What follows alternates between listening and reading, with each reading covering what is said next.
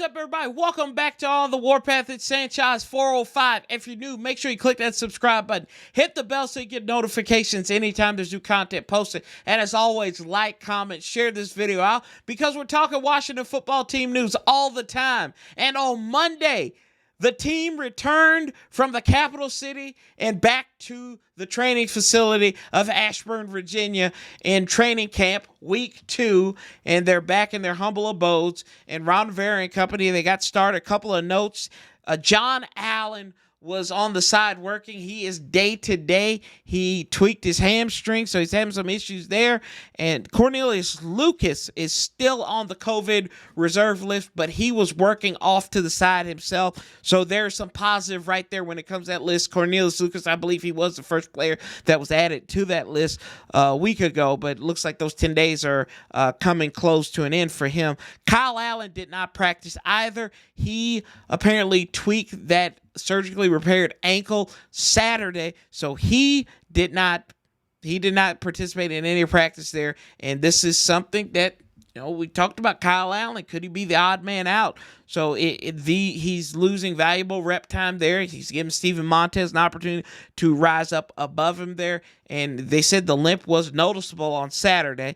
And also in the world of punt returns, Danny Johnson was back there fielding punts for the team. When I was at training camp on Wednesday of last week, we saw Dax Mills, Steve Sims Jr., Isaiah Wright, and DeAndre Carter. And you say DeAndre Carter for last because he's been turning some heads in camp, and this was a guy who we thought would just be a glorified returner. But he's actually making some good traction in camp.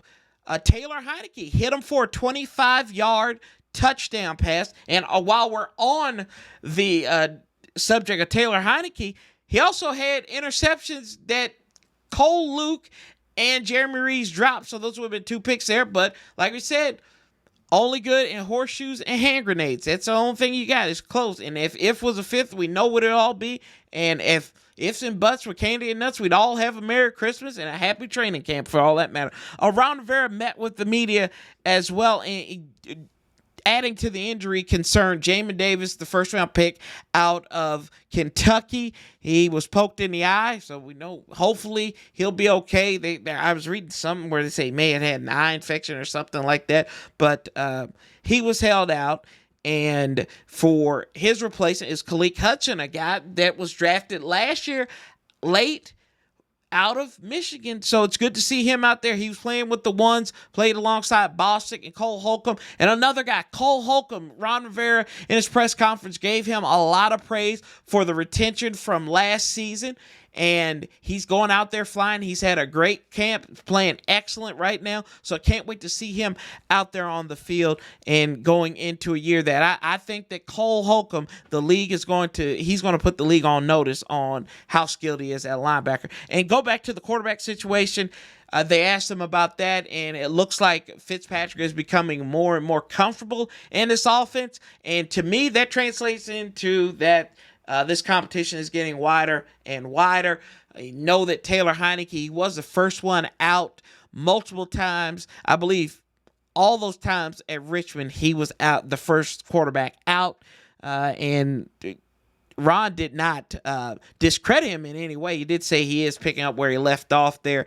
And as we said, Kyle Allen did not participate. Steve Montez got his reps there. So it's going to be interesting to see from what he's going on. And another gentleman who is having a hellacious camp, if I can say it, Montez Sweat. They had to tell him to cool down a little bit after a little altercation on the sideline. It is the dog days of summer, and Montez Sweat is making them sweat out there. So he has owned those offensive tackles. He's going out there to prove that he is just as good as advertised as his line partner, Chase Young. So it's good to see out there. A little competition, a little chippiness there. Never hurt anybody.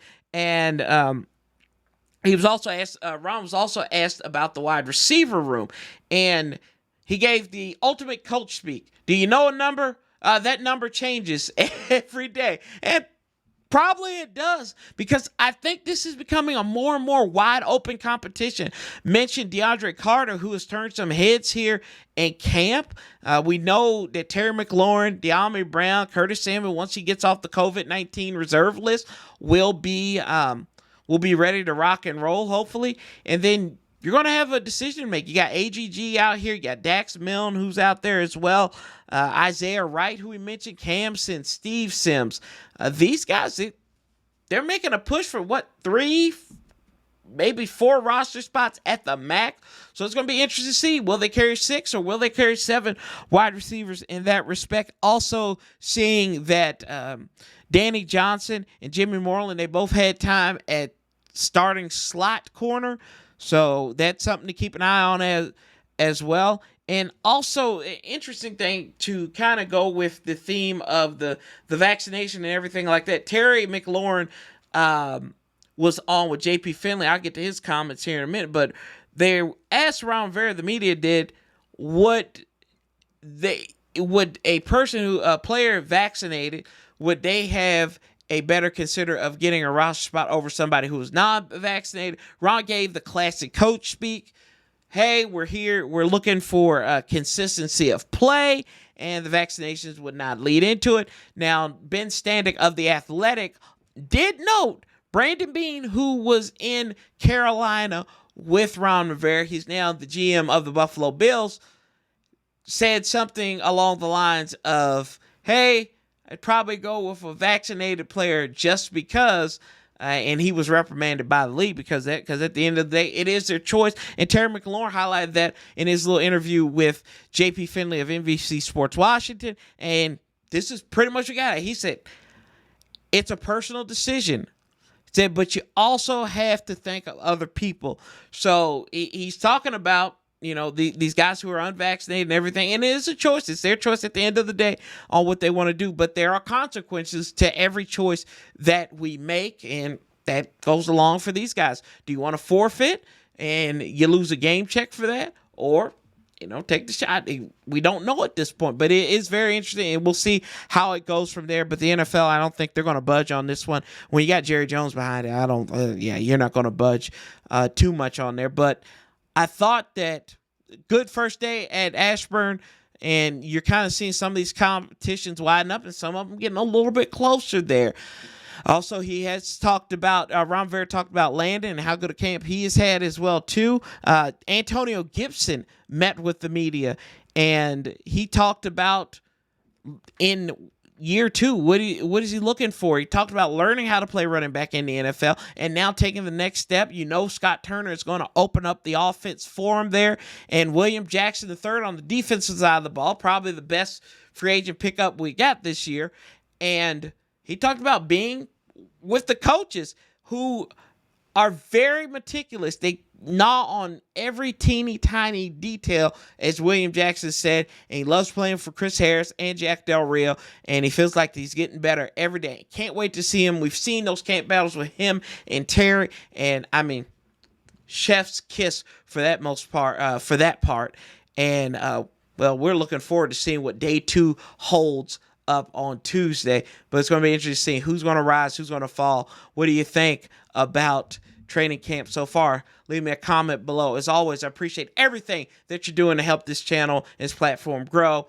I'm Sanchez 405. Remember to keep that same energy. We'll outlast the bastards together. And don't forget, slap a table every once in a while. Love, peace, and hell. Until the next time, I'll talk to you later. I'm out.